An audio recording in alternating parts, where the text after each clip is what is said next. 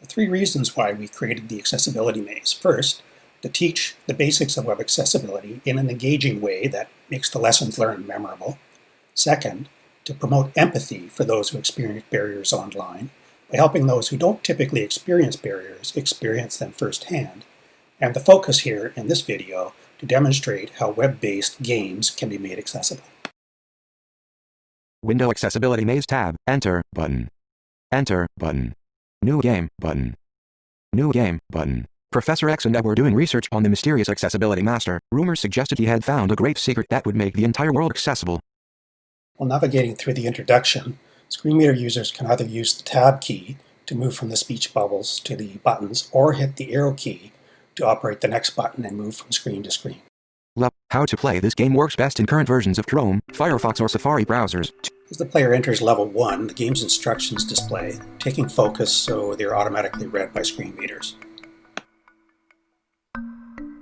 Level 1 map. 3 gems, 1 key, a diary, a chest, and a locked door.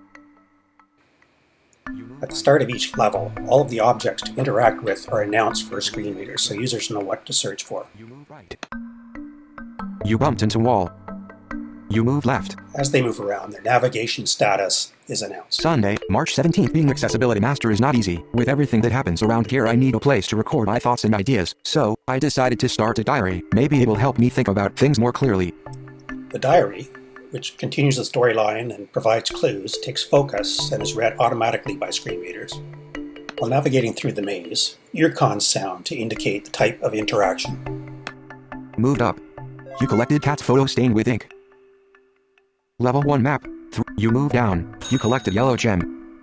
You found a locked door. Door with combination lock. Use the tab key to move forward, shift plus tab to move back, and the enter key to activate interactive items.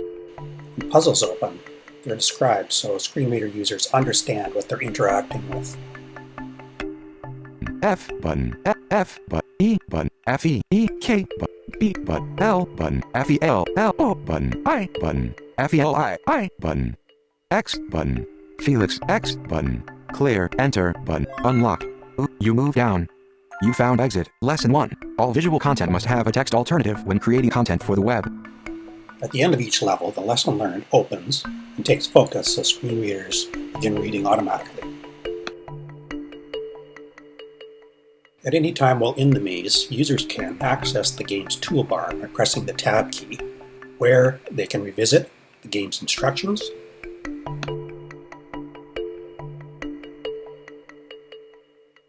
return to the game menu to pause the game,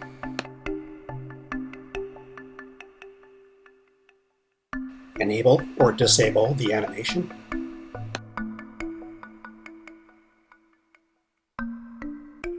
and enable or disable the background music. You found cracked wall. The wall gave in a little.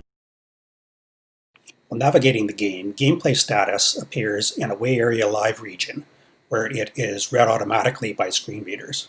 There's also a hidden live region that announces the navigation status messages, like move left, move right, bumped into a wall. On the level of the game that introduces keyboard access barriers, where typical players who have been habituated to keyboard use are suddenly faced with a barrier, often experiencing momentary frustration, screen reader users are provided with a keyboard shortcut to allow them through the level. You move down. You open the door. You move down. Your way is blocked by balloon. Press Ctrl plus Shift plus arrow button to pop balloons. You pop the balloon and move down. You pop the balloon and move right. Finally, the last door is open. Accessibility secrets are ours.